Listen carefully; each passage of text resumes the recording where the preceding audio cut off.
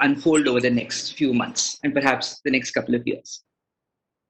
Thank you so much, Santosh, and also British and my fellow panelists, Amit and Lavish. It's wonderful to be here and great that you have initiated this much-needed conversation.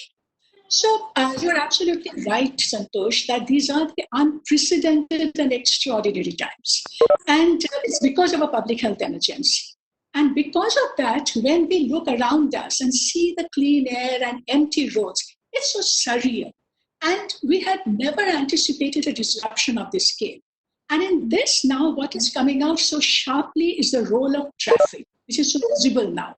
In fact, when we looked at the data, the daily peak pollution has almost flattened. And CBCB's data is showing that transport's contribution to the overall pollution reduction in Delhi is actually, the transport is the highest contributor to that trend. So now we have understood the change, felt the change, but the question that we are all asking, how do we move ahead? Will there be a new normal? Are things going to be different, or are we going to go back to the same? Now, from that perspective, so if I can just say that to my mind, the three immediate worries, concerns that are coming up. One is the stigmatization of public transport because of social distancing. And as a result of that, we have seen that the public transport ridership has almost collapsed. Movement has collapsed. The cities with lockdown ridership is zero. And even cities in Europe without lockdown, ridership is down by 70 to 80%. Now, so the question is that moving forward, how do we recover and how do we rebuild trust and confidence in public transport? But at the same time, we understand that we cannot even recover our economy and ensure livelihood security without rebooting public transport. We need it. And then the third worry is that what will happen now? Are the cars and the two-wheelers going to come back with a vengeance because people have this sense of protection from them, contactless travel? But at the same time, we are getting mixed signals from the global experience. The surveys in China showing that almost 66% of the people may even buy a car in next 6 months for self-protection. But at the same time, there is a news, the bicycle sales have increased quite substantially in the US, Europe, Australia, and China. Now, given these two trends, a lot depends on how we are going to make our choices. So in this context, I just want to flag off 6 key opportunities because I feel that we need to learn from this crisis. And the crisis is also presenting to us some of that opportunity. So opportunity number 1, we cannot continue to plan on the premise that travel demand is infinite, insatiable, and uncontrollable. Pandemic has very clearly shown us that it is possible to make lifestyle changes and reduce travel and unnecessary travel. So from that perspective and going to work from home, etc., that we have experimented with, so can we look at some of these restraint measures in the future so that we can also reduce the overall need to travel, even when we are improving access and public transport services? The second opportunity is that while it's true that public transport system, including shared mobility, are facing unprecedented economic crisis because of low occupancy, revenue drops, all of that. So, but at the same time, we are saying that the methods that we are now adopting for crowd management, for cleanliness, for service planning, can these methods be reinvented for long-term solution for the public transport? And globally, cities are doing that. In addition to the cleanliness, disinfection, ventilation, use of protective gears, the whole strategy that these other cities that are adopting in terms of marking seats for safe distancing or contactless, cashless payment, trip scheduling, these are happening in all cities from Peru to Hong Kong to South Korea to Germany to Tokyo. Now, can we create a template for improving that service level. But there is a big but here. All of this is possible only if we can have come up with an urgent fiscal strategy to first tide over the immediate economic crisis that the bus operation is facing today, public transport operation is facing today, and then simultaneously initiate longer term fiscal reforms, tax cuts, fiscal instruments for long term financial sustainability. The third opportunity is the whole trend towards micro mobility that has become possible. This amazing creative response to the pandemic crisis, where the walking and cycling has now become the preferred option for contactless independent mobility. It's fascinating to see how 150 cities around the world have now come up with emergency cycling and walking infrastructure. They are just earmarking, demarcating lanes to create the capacity on the road. And then it is important for us to learn that, like in a city like London, they have even estimated the number of car trips that happen within short distance range. In fact, 2/3 of car trips in London are within 40 kilometer range. And therefore, they are now planning to convert the cycling and walk trips by creating these temporary bike lanes. So these are happening. India has a huge opportunity where most of our travel trips are within 3 to 5 kilometer range. So we need to localize the change, earmark, democratize, and expand system, and at the same time reduce vehicular speed.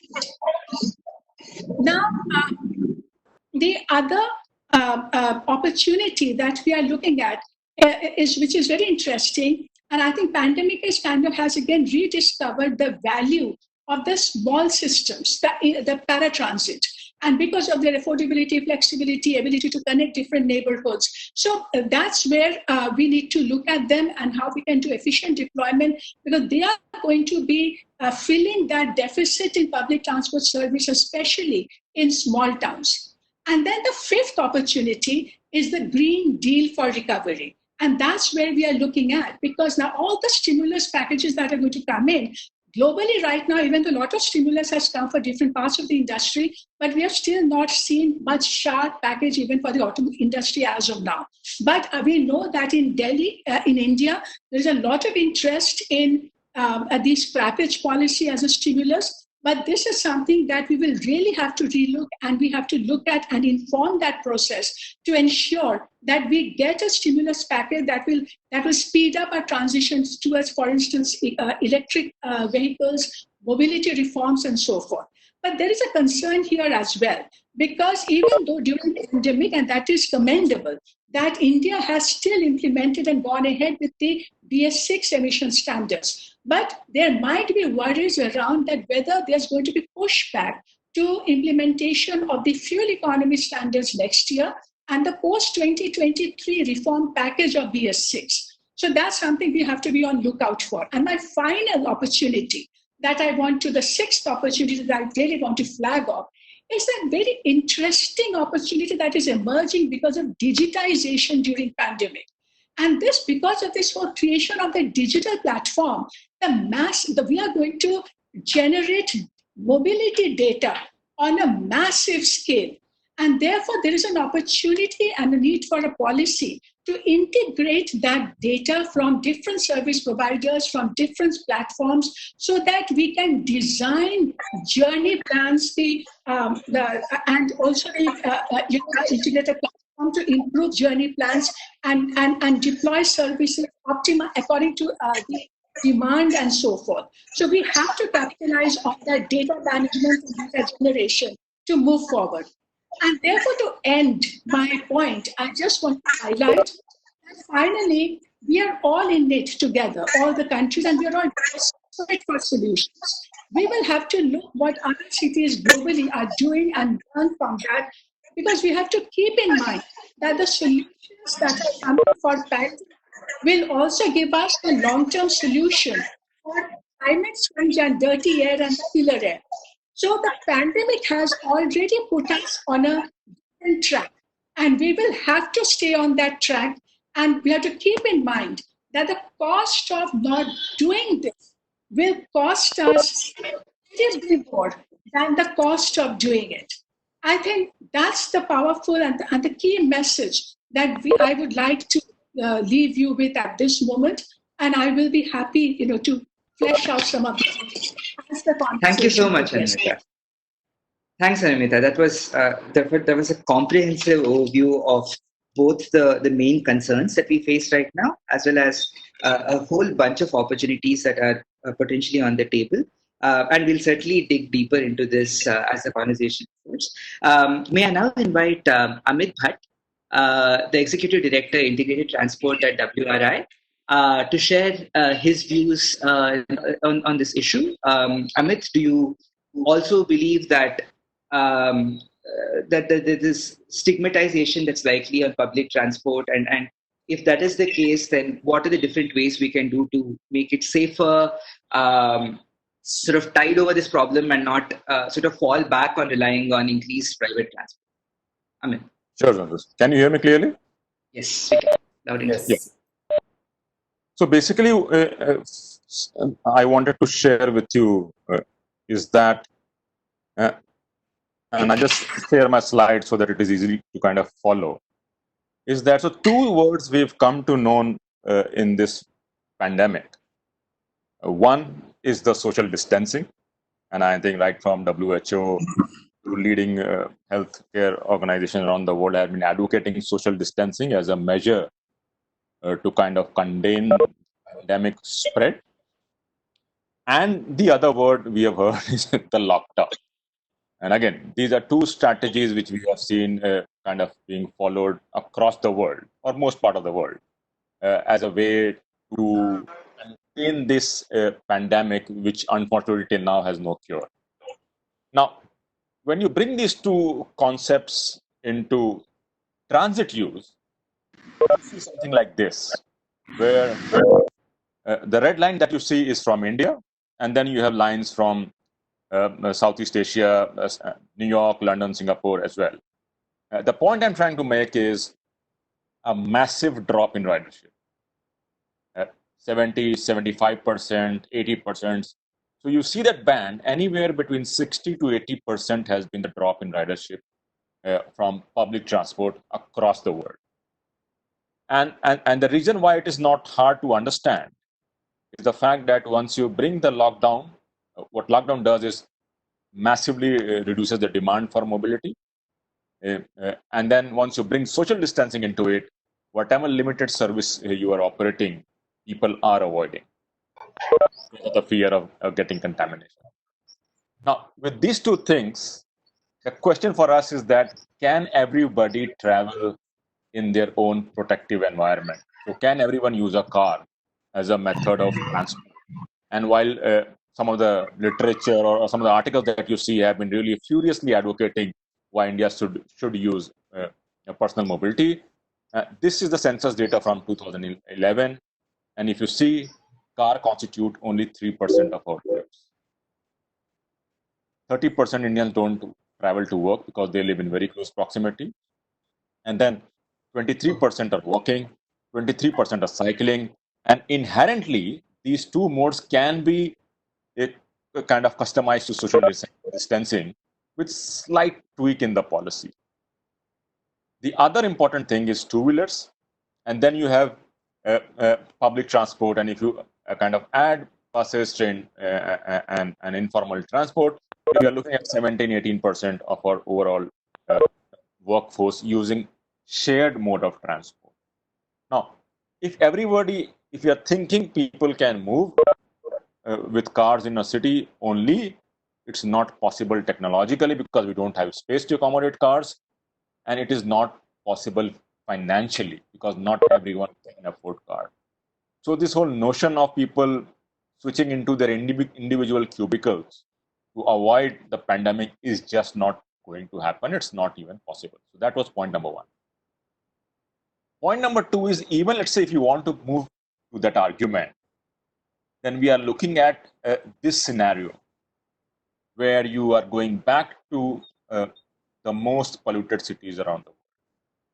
And what seemed really unrealistic till the COVID pandemic is now here us to see that there's, and as Anumita rightly mentioned, a massive reduction in emission and therefore pollution. So even if you want to go to the earlier lifestyle, I think this is something that should scare us from not returning to the earlier ways of life. And then if you add the road traffic death data into it, the problem really kind of goes manifold. Now, I think we have to look at what was our COVID response strategy around the world. And basically, if you look at, I think there are three-pronged strategy which are being adopted for the COVID.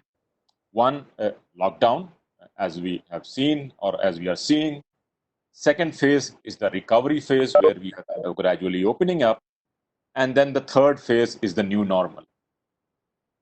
And so, what's the new normal going to be once we move from the lockdown to the recovery to the new normal phase? I think the key problem for us is finances. And estimates show that in 2020, bus operators across the country, including public, private, have lost or will lose almost 1.5 lakh crore as a revenue which is foregone. And that's $20 billion loss because of no or low ridership in 2020. And that's the severity of the problem, is that how do you then kind of manage the social distancing, the lockdown into the COVID, and what does transit has to play the role. So let me summarize with three things that we need to do. One, we have to understand that the recovery phase is not the new normal phase. A lot of times we are getting confused by thinking the recovery phase as a new normal. No, recovery phase is not the new normal phase. So we have to support public transit in the recovery phase as well as in the new normal phase. And that's where finances will play the most important role. How do you support transit in these difficult times? And there is no other option but to support transit. So looking at supporting them in terms of the public health arguments, whether it is disinfections or social distancing norms or cashless payment. So that's all need to do. But we have to look at the transit will be there in the new normal phase and we cannot do about it. Second, I think we have to reimagine shared mobility as well as delivery. The lockdown has really kind of opened up an opportunity for delivery, and a lot of us who are surviving in or who can survive in cities are usually relying on delivery. And if you look at on some of the responses that have been given to the SOS from low-income strata, even migrant laborers, deliveries have played a massive role. So shared mobility and delivery, we have to reimagine in this scenario. And third, I think we have to relook at recycling our cities. And while there is data which was mentioned from China, but across the world, most cities are now looking at reimagining the share of cycle, whether it is public cycle sharing or just a kind of supporting cycle. And if you look at my earlier slide, which mentioned on how people walk, already huge amount of people are cycling to work. The problem happens is that once you get, once the economic strata changes, then you start giving consideration to personal safety. And we know that cycling is not a safe mode of transport in our city. So we have to reimagine cycling. So I think supporting transit, reimagining shared mobility and deliveries, and recycling our cities would be the way we can go about dealing with the COVID impact.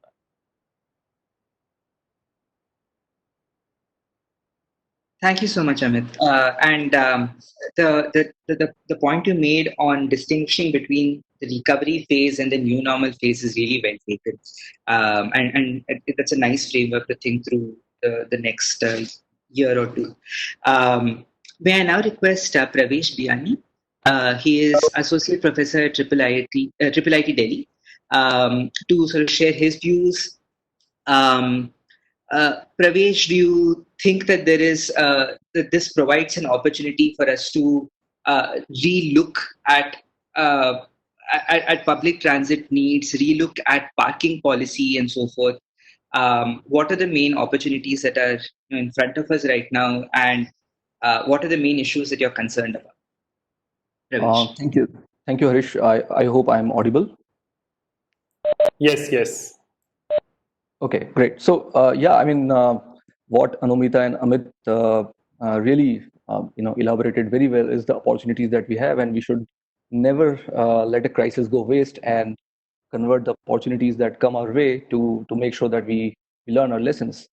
And today's discussion was future of mobility, and especially post lockdown. And I would say that whether we'll be able to use these opportunities or not, and what future will, whatever future is going to make, it depends on how we see the problem and what lessons do we learn from this pandemic. And the future totally depends on whether we really learn the lessons or not. For example, Amit and Anumita both mentioned about recycling the city. Amit mentioned about finances, Anumita mentioned about pollution. And these are very valid points, and these are very good prescriptions how to think about it. But I would like to go a little bit deeper into why we are where we are. For example, Anumita mentioned that we need to build trust in public transit again. I would like to really ask everybody around that: do we really trust public transit in India? I mean, how many of us actually use public transit because we really want to use it? I think the answer is very, very small.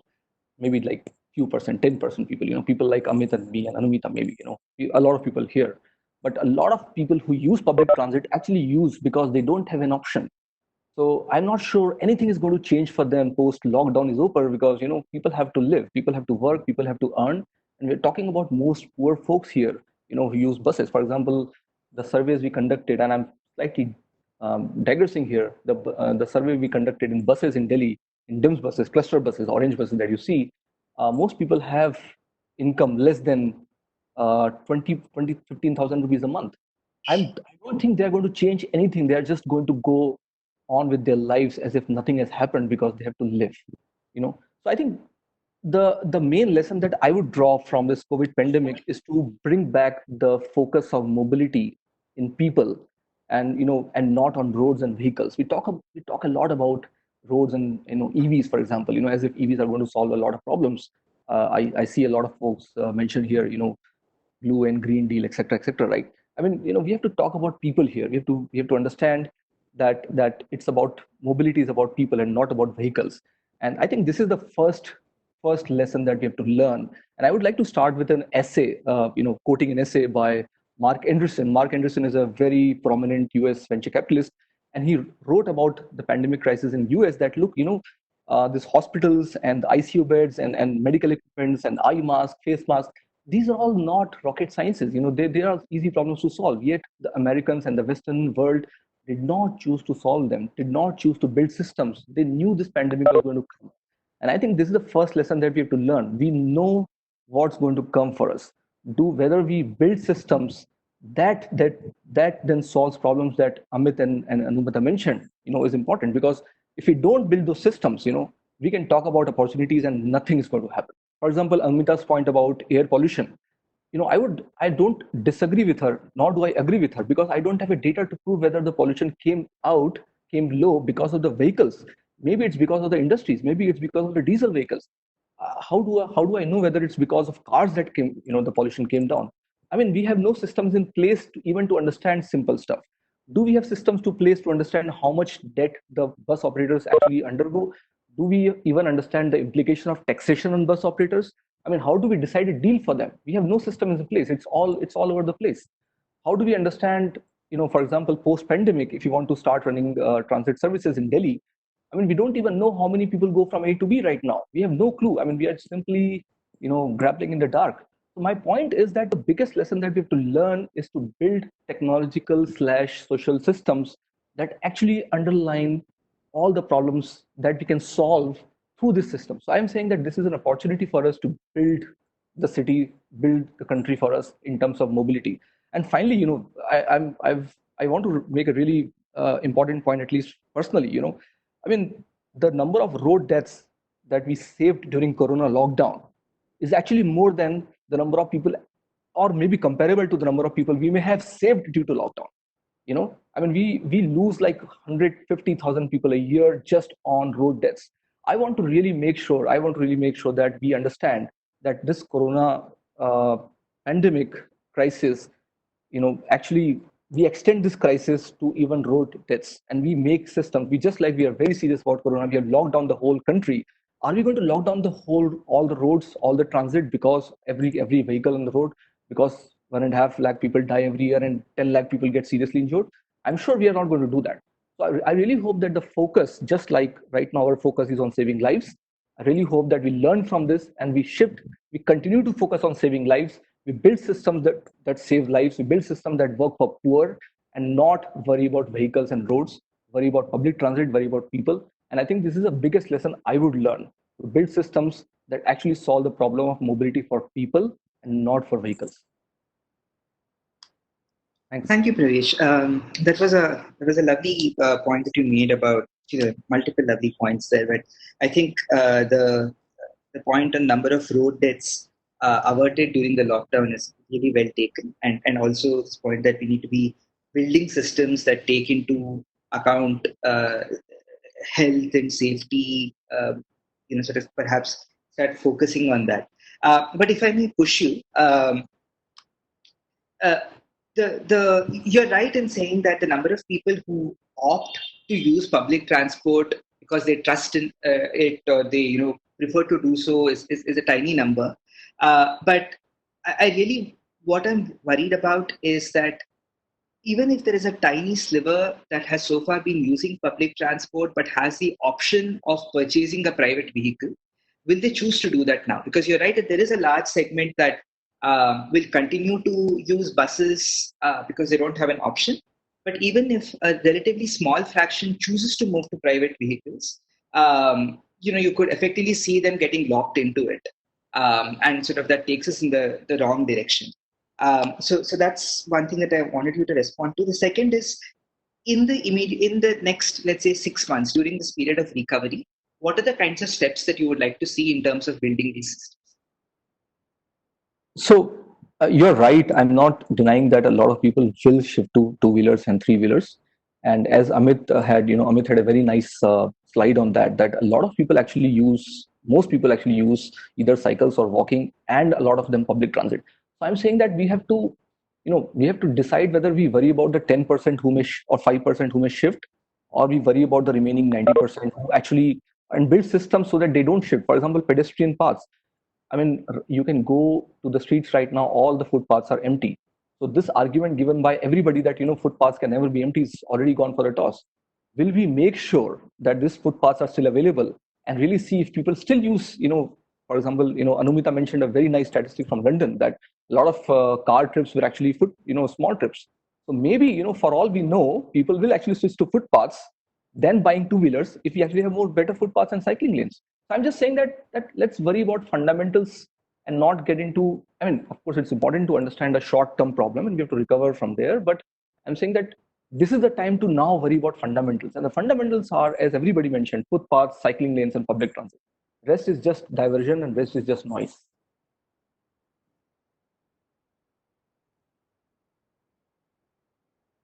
Thank you, Pravesh. Amit, would you like to build on this point?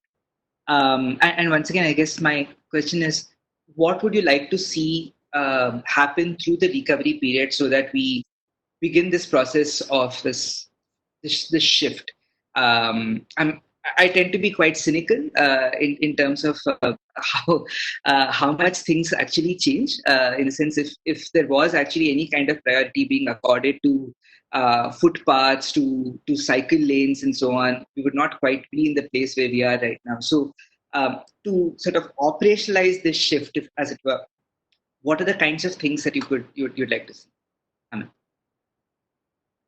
No, I think I totally agree. I mean, the numbers, if you look at, then I think definitely there is no question of where the priority should lie. And I think these are some of the so-called low-hanging fruits. I mean, creating sidewalk in a city is so much cheaper than building massive flyovers. But somehow we have gone ahead and done this. So I'm in Gurgaon, and a couple of years back we spent about 1,000 crores to construct 3 flyovers, and the recent comprehensive mobility data shows that only 20% of the footpath in Gurgaon are used. Now that's where, and even though majority people in Gurgaon are walking. So I think what is really important is to understand what do we want from our transit system. And as Pravesh also mentioned, the numbers are in walking, cycling, and transit. That's where the bulk of the population is. And so, from the policy perspective, is it not right to focus on where we'll get maximum impact? So, that's point number one. Point number two is also, I think we have to reinforce, if I may use the word, uh, the faith in transit. And I think with the social distancing and the social media campaigns coming around, I think people who are really interested. So if you may ask me, let's say tomorrow the metro starts, should I go and use the metro? I'll think twice, because so much of social distancing has been ingrained in me in this last 1.5, 2 months, is that I'm really not sure how will I react to it. So reinforcing the faith in transit by kind of either coming up with something called a COVID label. Why can't we have buses which has a label saying that these are following the COVID protocols, whether it is disinfection towards the end of the journey, whether it is maintaining social distancing. So I think some kinds of methods can be developed to reinforce this concept that yes, these agencies are COVID ready. And third, I think also reimagining cycling, because tomorrow when the systems open, so for example, if you want to ask me, can Mumbai suburban train operate at social distancing norm? The answer is simple no, because you are looking at system which has 15 passengers per square meter. If you want to move that system into 1 passenger per square meter, you have to multiply it by 15 times. Or Delhi Metro, which operates at 7 passenger per square meter in peak hour. So those massive ramp ups will not happen tomorrow.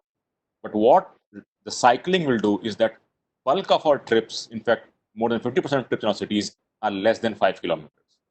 If you create safe movement, I think some of the demand will shift to this mode, and the transit can also benefit. Sorry, a clarifying question. How do you make cycling safer? And what are the things that state governments or municipal corporations can do?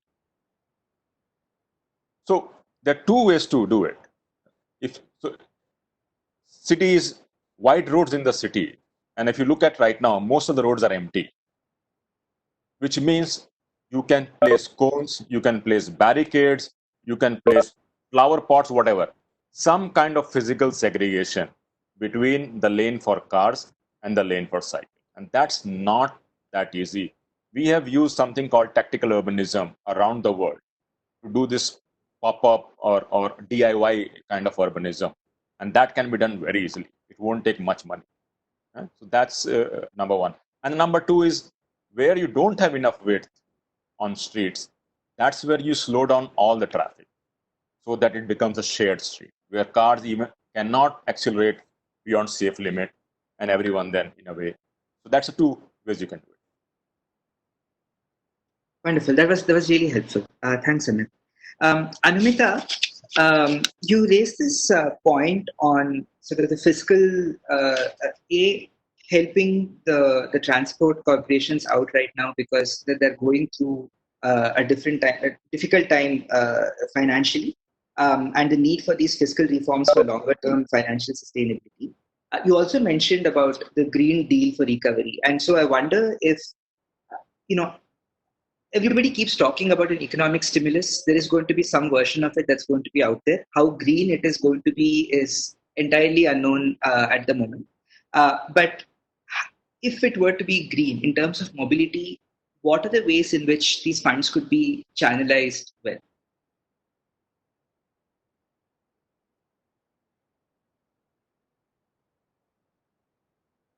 Anumita?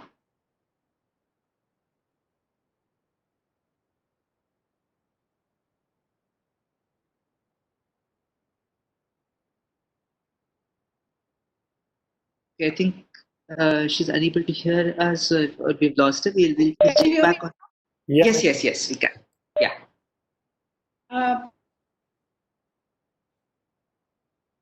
Can you hear me now? We can. Hello? Yes, Anumita, we Yes, can. Anumita, we can. Hello, can you hear me now, Santosh? Yes, Anumita. Oh, okay. Because I missed. Okay. Yeah. Yeah, sorry, if So, you missed it. okay, Yeah, what go I ahead. could gather from your question, yes, we are all looking forward to the economic reconstruction process and also the. Okay, can I continue? Can you, Yes, please. can you hear me now? Anumita, we can hear you loud and clear.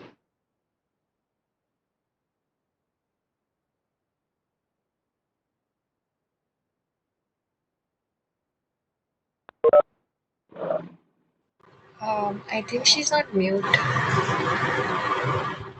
Yeah, sorry, Anumita, I think we lost you again, or you're on mute. Speaking now, I think you ended up muting yourself. Did I? Yes. Now we can hear you. Yeah, go ahead. Now you are on mute again. So, okay. No, can you hear me now? Yes. Yes, we can hear you. So, to respond to your question, Harish, on the fiscal stimulus, we are looking at that opportunity to see to what extent we can leverage to push for some reforms. Now, at this moment, there is no clear blueprint. In fact, when I was looking globally, it's interesting that globally many countries have come up with several stimulus packages overall for the industry, but specific for the automobile industry or for the mobility sector, these are still pretty much on the negotiation table. And the only thing that we have heard from the Indian government so far is that they want to link this to the scrappage policy so that the fleet renewal is possible and we stimulate the market with that. But we certainly want this to be a lot more inventive. The only example that we have in this country so far, which is linked to fiscal stimulus led reform, is when in the part of the genuine reform process, it was the transport sector and mobility reform was made mandatory as part of the funding that was given for purchase of buses. Now, therefore, we have to now come up with the right template. And another good example that has emerged recently, not as a stimulus, but as an overall funding strategy in the country, is where the Ministry of Urban Affairs and Housing, while giving funding for a metro system, has also tied up other, the requirements in terms of the NMT requirement, pedestrian infrastructure, etc. Even though that is a very limited in scope and we really want a proper non-metro based funding to emerge in this country. But learning from all this experience, I would say that we want to look at two aspects. One aspect is where the funding can stimulate investment in public transport service delivery. And the second one is where the scrappage and end of life regulation can be linked to the to further hasten the technology transformation. Maybe the electric mobility transformation that we are looking at, but electric mobility which is public transport linked or fleet operation feeder service linked system, so that you have a win-win of zero emissions, a tailpipe zero emission, and also an augmenting public transport system. So these are some of the issues that we want to focus on for the stimulus package. And could you sort of give some perspective on the scrappage policy? It's something that we're hearing a lot about, and the auto manufacturers seem especially keen on it, and they've seemed keen on it for a very long time. Is this something that that would also be a very beneficial program for air quality and so on, or are the impacts of this overstated? It depends on how you will design the program. So far, we were pretty much against using public money to give incentive to scrap personal vehicles. And we feel that this incentive should go to and should target the heavy duty sector, the old buses and old trucks, because we know that technology is languishing hugely in this country. And therefore, these old vehicles, which are Euro 1, pre-Euro 1, Euro BS2 level vehicles, which are 8 to 16 times dirtier than the current BS6 vehicles. So if you replace that fleet with incentive, then you will certainly see reduction in toxic exposure and emissions. So it has to be designed well. And it should not just be a scrappage with incentive. It should also come with proper end-of-life regulations, with manufacturers' responsibility towards the, to have maximum recyclable material in the vehicle. So a lot of other things will have to be worked out around it. It should not be narrowly defined only to replace old vehicles. So the design of the program is what that matters. That was really helpful, Anumita. Amit, so I think this is going to be the last question from my side before we move to Q&A. One question I had for you, actually, there are two questions. Could you share your perspectives on the EV transition and, again, whether the gains from it are overstated? And sort of somewhat current topic, which is the increased taxes on petrol and diesel. Is this something that in some ways is a restraint policy of its own kind? Or should we think of it that way? No, absolutely. And I think one is, so what we believe is as a kind of mantra for creating sustainable cities is the philosophies of avoid, shift, and improve. And so avoid is basically linking land use and transport so that you are not dependent on long distance motorized travel. A shift is, as I said, the current conversation. How do you shift our focus to public transport, to walking and cycling? And improve is the improving of quality of fuels and vehicles. So EVs definitely have a marked improvement in terms of at least the tailpipe emission. But I think if you look at EVs, if you're going to replace all your cars tomorrow by EVs, then you will get something called a clean congestion. And that is something what we don't want. So the question then becomes, how do you move your shared mobility, your public transport to electric vehicle? And that's where I think the biggest gains are going to come. What we also have to understand is that unlike the West, if you look at our fleet sales, fleet costing more than 10 lakh constitute only 2% of our fleet sales. So a Tesla-like model of electrification of transport will not take us anywhere. So we have to look at how do you kind of look at shared mobility public transport as the first set of conduits for electrification.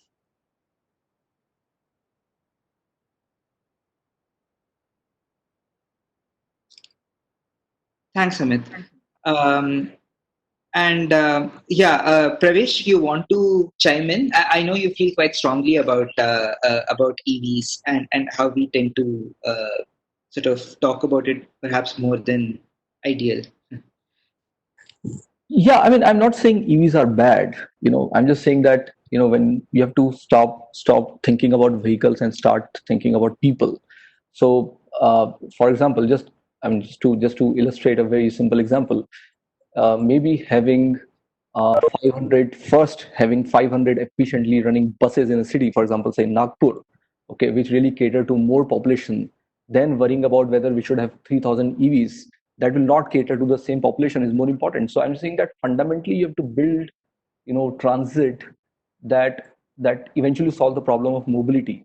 Just putting an electric electric vehicle is not going to solve the problem of mobility. So what I see is that I'm not saying EV should not be there.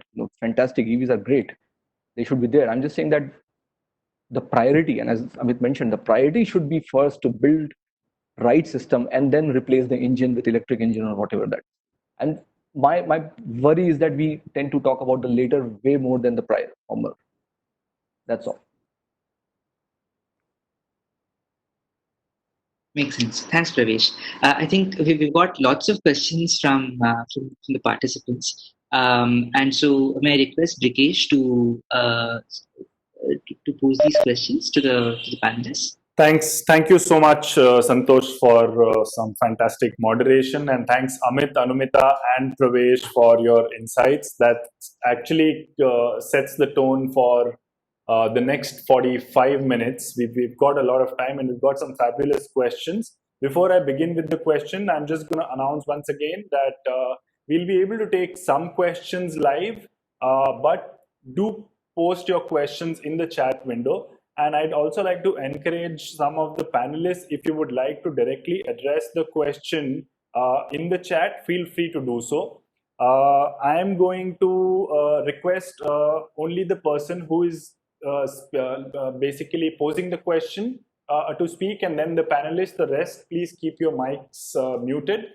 I'll announce with the order of the question. So the first question that we're taking live is from Jeff.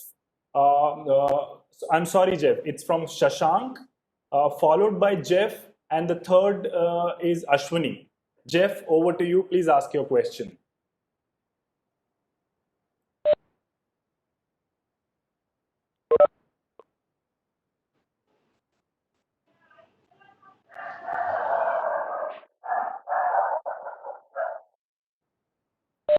Jeff, are you on the call? Okay. Shashank, can you ask your question? I don't think Jeff is around.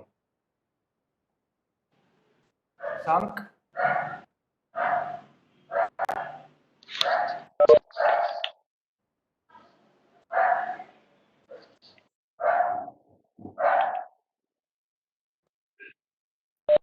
Jeff is unable to unmute. No, you are unmute. We can hear you. Okay. Hello, Brikesh. Oh, yes, Jeff is back. Okay. I think you can hear me now. Yes. I thought you wanted Sushant to ask his question first. I'm sorry about the mix-up. It was Shashank first and then Jeff. So let Shashank, can you just go with your question first? I wanted to ask what about Mumbai, Delhi, metro suburb. We can't hear you, Shashank. There's some audio issue at your end. Jeff, you go ahead. I'll read out Shashank's question. Jeff, over to you. Okay. All right. So my question's for Amit. Amit, on the 1.5 lakh crore estimate, was that an operating loss for the bus operators? Was it only bus operators? Did it include metro operators? Or did this also include, is that estimate perhaps their retail sales or gross income loss? Thank you. Over.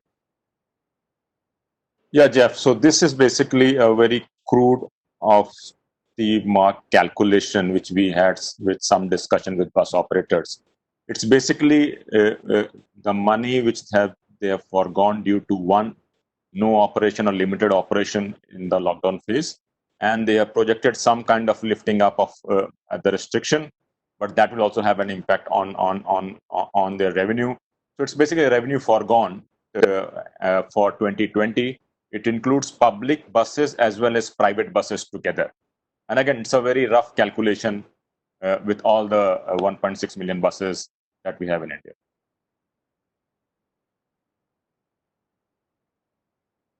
Thanks, Amit. I'm going to read out Shashank's question now. Shashank, sorry, there was some audio issue at your end. I hope you don't mind. I'll just read out your question. So Shashank's question was, it's to Pravesh. It is, what are your views on suburban trains existing in Mumbai, Chennai, Kolkata, etc., and metro rail lines planned in many cities across the country?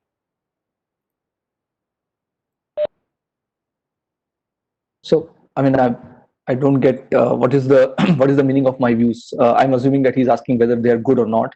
So they're they're great. I mean they're the best public transit that we have right now in terms of moving people. But if he's asking from Corona perspective, COVID perspective, then obviously as Amit mentioned that we can't have people traveling in those trains just like for the next 6 months maybe, just like what we had before, and similarly for metro. But because he has asked this question on metro, I would like to say that whether metro is solving public transit problems in all the cities in India is a huge question right now. Maybe in Delhi, maybe in Mumbai, Bangalore, yes, but whether it's solving a problem in Kochi and Nagpur, Patna, Jaipur, Mumbai, Indore, Bhopal, I mean 50 other cities, Lucknow, Kanpur, Agra for that matter, whether they're going to solve problem from the perspective of cost that they incur. So the cost benefit of metro in smaller cities is a huge question. So I mean, even though he may not have asked the same question, I would like to put that to you. Thanks, Pravesh. Next question is by Ashwini, and then next in line after Ashwini are Lavish and Arvind. Ashwini, over to you.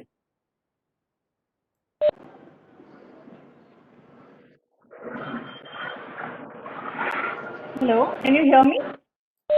Yes, we can. Hello. Okay.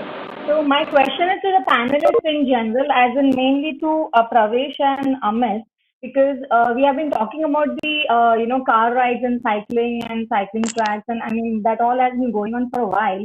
And the immediate the immediate impact is on the mass transit systems, like be it local trains, be it metros, and buses and all of that, and which majorly people use, right, for everything. So my question here is like how what is the immediate kind of suggestions, or what is the immediate thing that we can do over next in this recovery period, that could help put back everything on track, like keeping the social distancing norms. So it's from the public side also and from the government side. What can be done, like because this thing can't go forever. I mean, people have to at some point get out of their houses and travel, be it for work or for whatever reason. So that is my question right now, to focus on the mass transit. So what are the experts saying here about that? I want to know. Okay. So very quickly, one, as I said earlier, we have to kind of make our public transport ready in the COVID phase. And so one of the measures was, if you have some kind of labeling which says this transit is COVID ready, and which basically means developing some kind of standard operating protocols on how to deal with public transport operation in the COVID times. And it will have three main attributes. One, what are passengers' duties? Something like so each passenger has to wear a mask before coming in. Cash transaction will not be allowed. You have to pay tickets through digital. I think there are standard protocols on what passenger needs to do. Then the second set of protocols is for what the operator has to do, which is the bus operator and the conductor. So some kind of physical segregation between the bus operators and the passenger. And then entry only from the rear door, exit only from. So these are something which needs to be done. Third is for the others who are involved, the maintenance crew, the cleaners, and those kinds of things. So a standard operating procedure, and this is something which we have done for Delhi government, is to develop standing operating procedure. If that is built, and if you have some labeling system which reinforces the faith in transit, I think this will really solve the problem of the recovery phase, apart from looking at supporting finances to run these operations. Mm-hmm. And if I may add, yeah, go ahead. Yeah, just on top of what Amit said, I think what we need to do is, and as also Anumita pointed this out, that there are lots of private operators who don't have a business right now, and they can be easily roped in to augment public transit. So that, of course, we may not be able to have 15 times, as Amit pointed that data out, but we may actually as well have 2 or 3 times. I mean, just right operations, optimized operations, and extremely liberal or maybe almost no taxation to these private operators will you'll be very surprised to know that actually there are more private buses in bigger cities than public transit, the government-owned buses. And they are not used right now. They are almost hardly used. So I think this is a great opportunity in terms of making sure that we employ the private operators in running public transit, just like we have Sarkari buses. And that will also bring more fleet, and therefore social distancing is easier to, probably implement there. So this is one way I would think in bigger cities, both combination of private and government buses together with Thanks, right Pravesh. scheduling. Anumita, is there anything you want to add quickly to that, or should I move to the next question?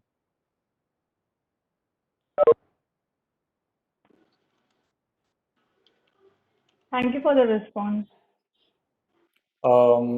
Okay, I think I'll move on to the next question. Lavish, it's you next, followed by Arvind and Nimisha.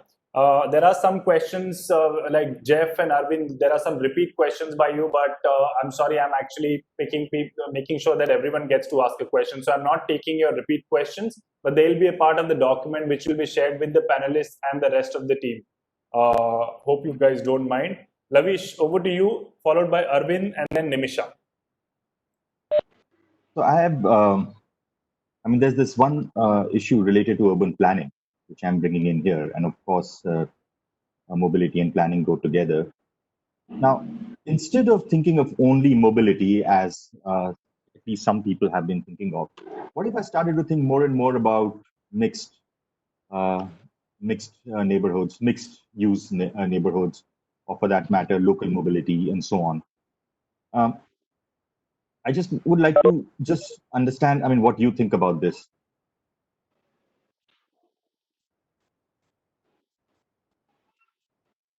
No, I think, so one of the, and if you look at the COVID crisis and what it has done, I think the hotspots are the urban centers. The cities are the hotspot, whether it is in India or globally. And I think some of the fundamentals of city planning are also getting questioned during this phase. So whether it is, so what's the density? What kind of densities you should have? How do you address the informal housing or low-income housing? How do you kind of look at mixed use? I think so. The point I'm trying to make is that while we are recovering or in the middle of recovery phase, I think a lot of urban planning issues have to be looked at, especially when you are looking at the new normal. The transit piece will be central, but I think the big questions are still there.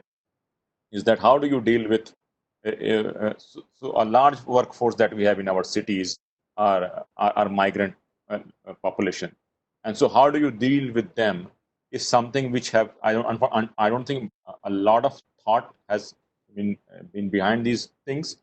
A lot of what we see is the formal jobs, the formal economy, but we have a huge informal economy. How do you deal with that in a city planning is something which we have not even talked about. So I think these are some of the things which will come, and I hope they come in the front and center of the conversation when we look at the new normal. And I think some of the questions have to be dived more in detail before we come up with the real answers. Thanks, Amit. Anumita is muted. Anumita, if you are speaking, you're on mute.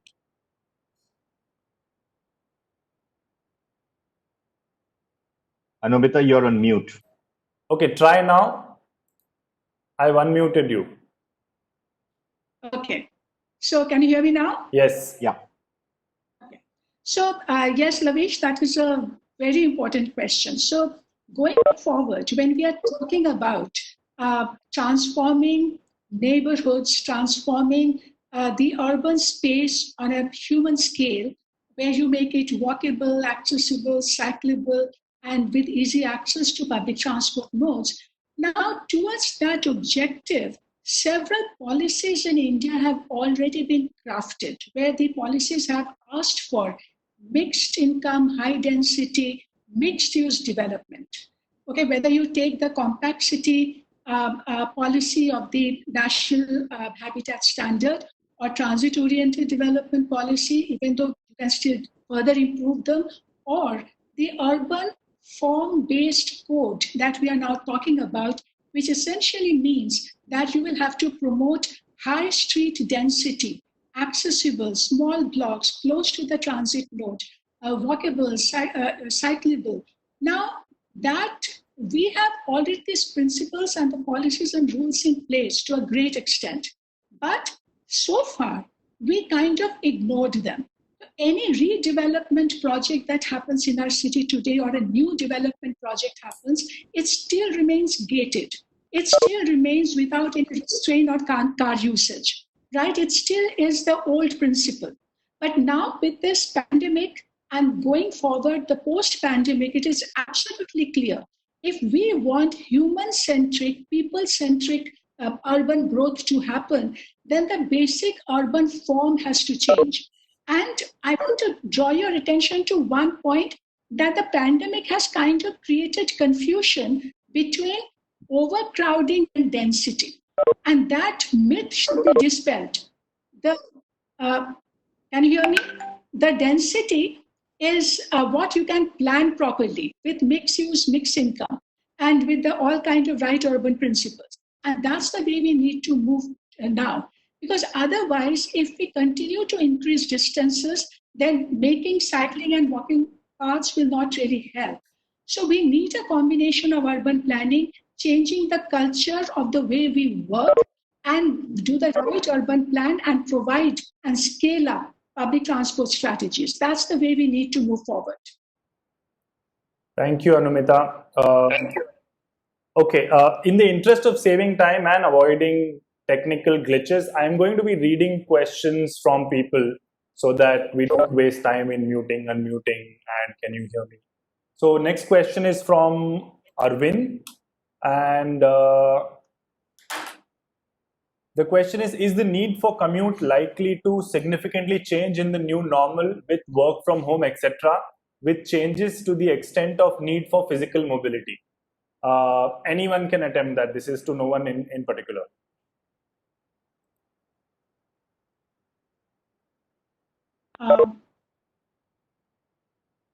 Okay, so if I may add, so it's true that work from home has been an amazing experiment during the pandemic. And what it has demonstrated, that if people support, then you can actually do massive lifestyle adjustment the way we have done this. Now the question is that going forward, to what extent we can integrate some of these strategies and institutionalize some of these strategies in our future policies to reduce the need for movement, the need for physical movement. And that's something that we will have to work at. Now, at this stage, there are pros and cons about this work from home strategy. While it is it's a very good strategy. It is maximize the digital platform to have virtual workplace. But I was recently listening to Shivanand Swami from CEPT University, and he made a very interesting observation. He said that their studies show that work from home changes the peak of the travel, but it need not necessarily reduce the overall travel trips because a lot of new social trips increase. Now that we have to figure out, that we have to understand. But clearly what we are understanding that going forward, we will require strategy like this to reduce the need for movement along with other restraint measures like the congestion charging, parking restraint, all of those, but along with that, reducing the movement itself will be a good way to move ahead. But we have to assess this well. Thanks, Anumita. Amit, Pravesh, do anyone of you want to add to that? Yeah, I think so. One of the things that we have to understand is the per capita trip rate, or typically an average trip that happens in a city, in Indian cities, is around 1.1, which basically means that on an average, a person in a city makes one trip a day. So this means people who will be making more trips, and then there are sort of people in the family who will not be traveling at all. So if you average it out, That number is between 1 to 1.1 in most of our cities. The same number in, let's say, a European cities is 2, 2.2 or 2.4. So the reason why I'm saying the number is less is, one, we have a huge a lack of workforce participation from females. So that's one. The other thing is also because a lot of trips that we do, the commute for travel to office and back, and the commutes are so long that we basically don't perform a lot of other trips, other social trips. And what we have seen from some of the past data, pre-pandemic data from Europe, is that work from home does not reduce the number of trips, but it changes the character of trips. So from, if you are supposed to travel to office, and you're working from home, you will still be traveling, but not to office, but maybe going and meeting friends and relatives. And so how will it impact is code something which is very interesting. I personally believe the number of trips might not go down, but the character of trip will change. And therefore, whether it is peak hour, which will change, in fact, the trip lengths will change, and the distances will also change, which will have a huge impact on transportation, mobility, and other parameters. Thanks, Amit. Next, I'm going to be taking a question from Nimisha. She has two questions. First is, are there examples from the world where progressive steps are taken to ensure public safety post-lockdown with respect to transport? If yes, what are the suggestions? And the second part of the question is, how can we promote cycling in cities in India with close to 50-degree temperatures in summers? Amit, you want to take a crack at that? No, I think this question is valid, and this often keeps coming. How do we cycle when we have temperatures of 45 or 50 degrees? So let me then ask you another question. Bangalore is the paradise when it comes to temperature, at least. Why we don't see too many people cycling? I think for us, we have to remember cycling. When we say promoting cycling, we don't mean everyone in the city will cycle. Even the cycle capitals of the world, be it Amsterdam, Rotterdam, etc., don't have 100% mode share of cycling. They are the predominant mode shares. And this is what we are aiming towards, is that can you cycle by choice, not by compulsion? And I would like to cycle by choice, but my infrastructure is not permitting. In fact, my infrastructure is telling me use personal vehicle, in fact, a bigger vehicle better. And that's what my infrastructure is saying. Now, if I can create an infrastructure which I have choice, I think I would like to go on. So yes, May, June, you cannot cycle, but can you cycle in January? Can you cycle in February? Can you cycle in March? Weather-wise, yes. Infrastructure-wise, no. And I think that's the difference that we need to. And the first part of the question, and for any of you, is are there any progressive steps that have been taken in any part of the world to ensure public safety post-lockdown with regards to public transport?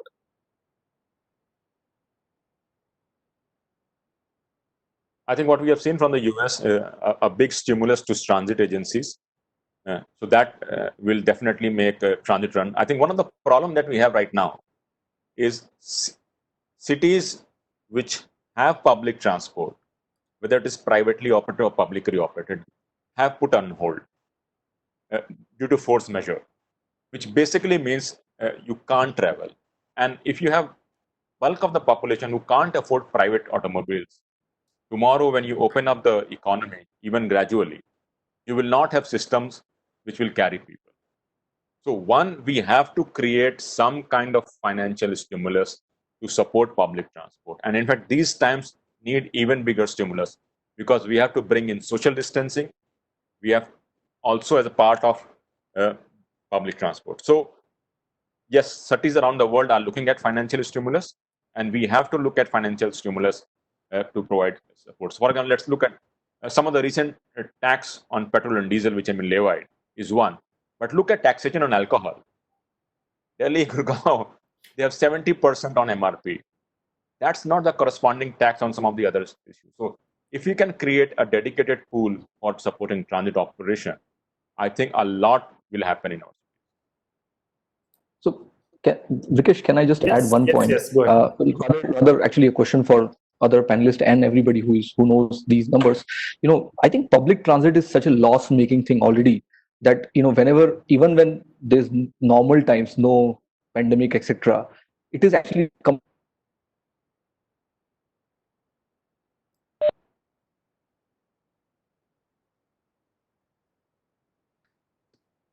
is not a big fraction of the total cost that they incur. I mean, I'm talking about operational cost, not even talking about capex here. And similarly for other bus services. So I think public transit is already stimulus as we speak, and all we need to understand is that we should not treat them as we should not even expect them to make profits or make a lot of money. It is for public use.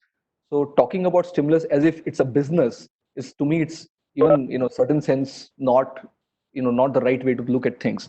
Other thing is that London, for example, right now has a they have, as Amit mentioned, they have segregated this lane where they can only where they can only stand for public transit. I mean, the social distancing measures, etc., are very well in place. And Hong Kong is running its metro, Brisbane is running its city cat. So they are running, and they are actually making sure that social distancing is and other norms are being followed. So we have examples we can easily copy from them, and I don't think it's a difficult thing to copy whatever other folks are doing already. Thanks, Pravesh. Next in line was Shikha's question, but I'm going to skip that because that question was also around policies around public transit post COVID, which I think is partly answered by Amit just now. I'm going to be taking up Ankita's question next, which is an interesting one. For smaller cities like Patna, Ranchi, where shared autos, buses are the main public transit and are just very few in number, what kind of future do you see there post-COVID?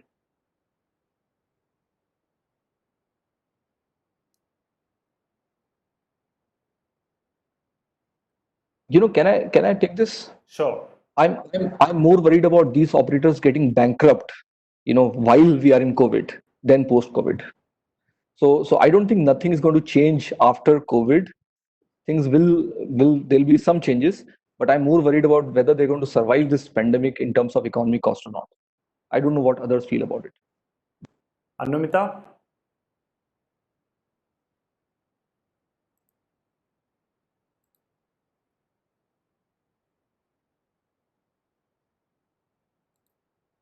The countries of Africa. And we looked at Nairobi, Lagos, Abuja, and it's fascinating that they also have their very vibrant IPTs. And, the Bora Boras, Matatos, the small vans. Now, it's interesting to see how they have actually come up with guidelines for both cleanliness, sanitation, and social distancing or marking seats. Can you hear me? Yes. Okay. Right. So marking seats. In fact, in Nairobi, a van that can carry about 15 people, they have marked the seats to bring it down to 8. Now, which means that, and here government is actively working with them and keeping in mind the fact that if you take Nairobi, for instance, these paratransit, it meets 70% of the local travel demand. So you can never ignore a public transport system of that scale. It's part of the informal system, and yet it meets the maximum travel demand in the city. Now, I'm sure, and whatever we have seen in India, especially in smaller towns, where they do meet a sizable part of the travel demand, and they kind of bridge that gap in the public transport, the deficit that we have in public transport services in these cities. So we have to learn from other parts of the world. We have seen this in the African cities are amazing in terms of reorganizing paratransit, a deployment system, giving them smart systems, and also monitoring them, and during post-COVID to come up with the guidelines for them. And I think it's time now that even in India, we begin to formalize this kind of intervention. Government needs to take deeper interest in reorganizing them without killing them, and recognize their space and give them the support that is needed. We need to be inventive about it, because in the smaller towns, these paratransit are the first step towards public transport, and we have to protect them. So there is enough examples around the world now to learn from what others are doing, and we should be able to implement some of these creative solutions here. Thanks, Anumita. Amit, do you have anything to add? Or should I move on? No, I think just to make sure, and I have seen some of the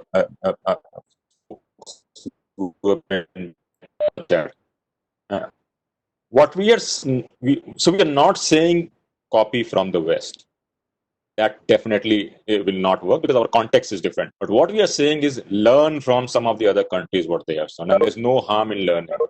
Our COVID response strategy has also been, we have learned from many cities and develop and contextualized to it. So learn and adopt. And there is enough example which points out that you can adopt from some of these successful measures. Thanks, Amit. We've got 10 more minutes to go, so I'm going to be taking 3 more questions. These are questions again for people who have not asked, and some people have actually put up repeated questions. So please forgive me. The next question is from Leena, and I think this has come up by other people as well, which is, one second, in a city like Nagpur, where so much has been already invested in building the metro, once the lockdown is over, what should be the guidelines for effective use of such public transport? Any one of the panelists can take this. Yeah, I can take it. I don't think you should worry about social distancing in Nagpur metro, because by default there will be social distancing because there will not be enough ridership in the metro. So Nagpur, Jaipur, Lucknow, Agra, Bhopal, Indore, all these places you will not get ridership. Because that's something which is problem which we have created by choice. The question then becomes, how do you, and if you look at these small towns, the distances are very less. Average trip length between 2.5-3 kilometers. And that's what we have been reinforcing all over again, that please create passage for safe walking, safe cycling. You can retrofit informal transit to follow some of social distancing norms. Support public transport by helping them operate at an improved frequency, not at a reduced frequency. Because once you improve frequency, you are anyways moving ahead in the social distancing. That will solve the purpose. So a long answer short, don't worry about social distancing in Nagpur metro, because that is going to stay for a very long time.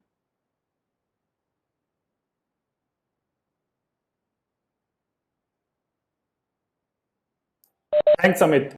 Next question I'm going to take up is from Lavanya. It's again around public transport. Short but important question is, will public still be interested in public transit if the cost implications are continue to be significant?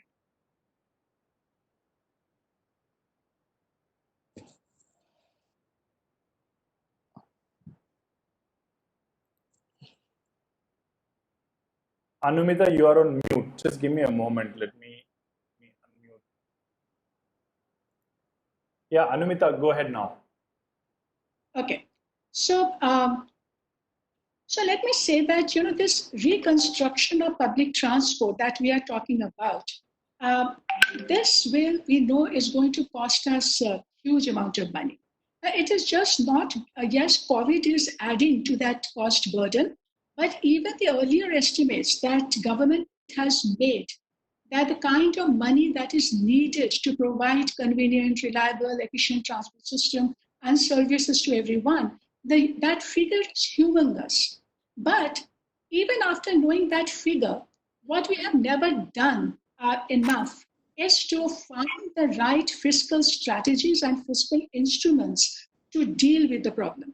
Now, first, if you take the example of bus today, the cost of bus operation is so high also because of the wrong policies that we pursue. I mean, where you are taxing the bus higher than even a metro, for that matter.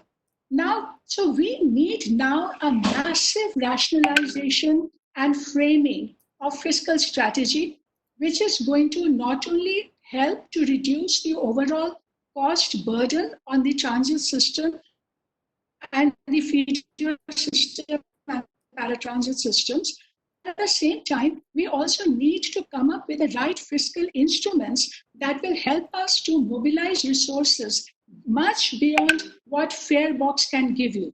Because we are not even looking at the fare box to give us the kind of revenue that is needed. Fortunately, we have not worked with those instruments, and therefore, this is really the time for us to do that. And the only thing that I just want to add to this is look at the opportunity side of this current effort to make public transport safe for usage.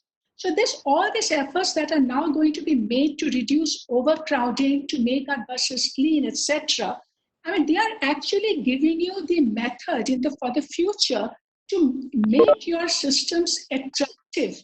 So if you control the occupancy at whatever level to make the journey comfortable, automatically it becomes a lot more attractive. Now for that, the kind of augmentation in servers, the vehicles that are needed, for that you need the fiscal system in place. So that's what we have to focus on right now. That how do we leverage these new changes, not for immediate hygiene and sanitation, but how to find solution for a longer period to keep it attractive. I mean, if my bus has giving me sitting for everyone, I love to use that bus. I don't use the bus now because it's so crowded. I mean, that's the notion. So whatever we are doing to reduce overcrowding, to make our bus clean, do better service operations, this will have to inform the long-term strategy. So Brikesh, yes, go ahead, Pravesh. Can I also add? Sure. So, I think what Lavanya is asking is, what if they increase the fare because of the social distancing? I think that was her previous question also. I think nobody's going to increase the fare. That's number one. It's just not possible. It never happens in India. They never increase the fare, almost never, except metro for some reason. Buses fares have not increased since long time. In fact, Bangalore and Mumbai actually decreased their fares. That's number one. Number two, if I were the PM of this country, I would make public transport free after COVID, because we are looking at such a huge economic disaster or some sort of a catastrophe, that we want people to move, because mobility is also good economics. So, forget about increasing the fare because of social distancing. I would say it's free as long as you, I mean, when I say free, I mean very low cost, as long as you, adhere to the guidelines of right conduct. So I'm not worried about increase of fares at all. I'm more worried whether we'll be running public transit or not. Thanks, Pravesh. And I think this is where I think we have to relook at our metro policy as well. So very quickly. So we have invested about 2 lakh crores for metro, and another 3 lakh crores has been planned for future metro. And if it makes judicious allocation on where the metro is needed, and not that every city and every state should have metro, I think we'll have enough money to support high quality bus-based transport in almost all the cities. Thanks, Amit. The last question, this is from Mr. Ramachandraya. There were 3 questions. 2 of them were about public transit, buses, BRTS, which I think have been partly answered. So, but I'm going to pick one of them, which is about how do we actually build public opinion. The question is, what about cities like Hyderabad where no footpaths exist at all, let alone cycling track? How do you make city governments invest in public footpaths, cycling tracks, etc.? City governments simply obey what the chief ministers want. So any tips, suggestions on that from any of the panelists? I think if you heard the Honorable Transport Minister, Mr. Gadkari, saying that for reviving economy post-COVID, we have to increase highway construction by 3 times. Now, this is something like this we need in our cities. Now, cities are struggling with finances. So how do you improve mobility? So forget flyover project. Let's improve sidewalks. Let's create temporary bike lanes. These are cost-effective and give you more return on investment. I think that's what we should look at, apart from supporting public transit. Thanks, Amit. And one last question. Go ahead, Anumita.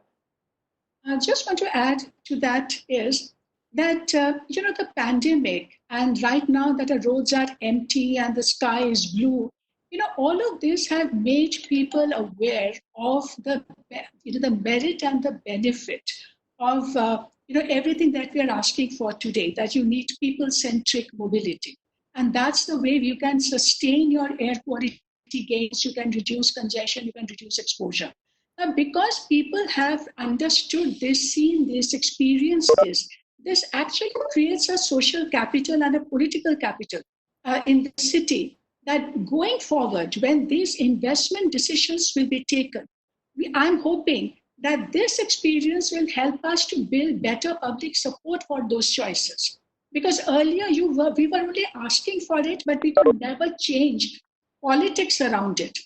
And so today, keeping in mind that what the disconnect that people have, so when they go for this expensive public transport system, what they don't, and right now we were discussing fares, it is not just about the fare of one system, it is about the overall journey cost of a person with all the interchanges.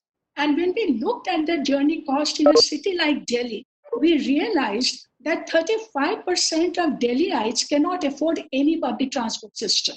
Now, which means, therefore, for the captive user as well as for the people who will do it by choice, you need infrastructure intervention. There is no other way. You have to transform the city, make it this human scale, neighborhood-based, short distances, pavements, cycleways. All of these will have to happen through a package. And therefore, the funding strategy will have to be designed like that, and not just for one big bitumen track in the city. And that's the awareness and the politics that we'll have to work towards. Thanks, Anumita. And I'd like to just keep your attention for 2 more minutes for the closing question, which is from me. It just briefly came up. So I wanted to know from you, is the BS6 transition complete, or are there some niggling issues that we need to keep an eye on?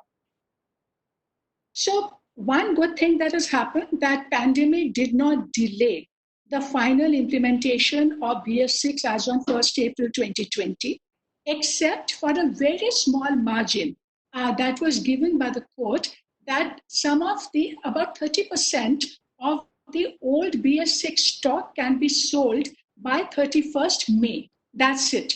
So then overall, the BS6 regime is in place, which is a damn good thing that it happened despite the pandemic. But going forward, the next round of reforms that now we are working, the government is working on, which is more focused on real world emission controls as well as in-service compliance, that after vehicles are sold, how will you keep check on the on-road emissions compliance?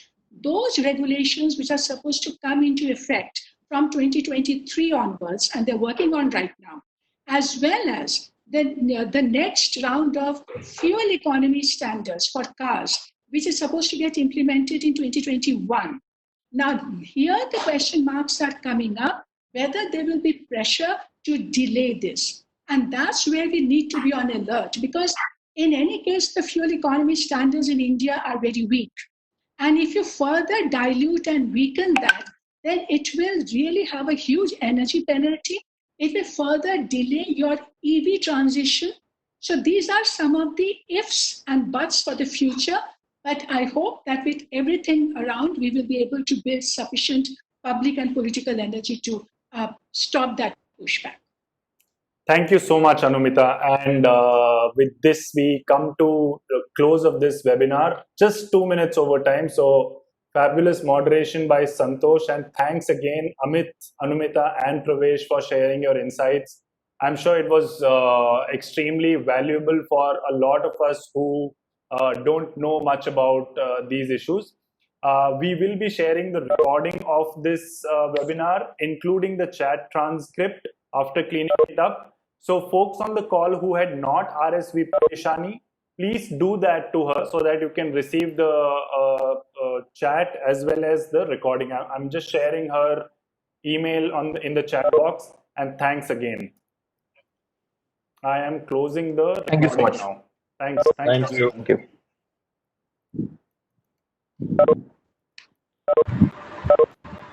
Thank you. Bye.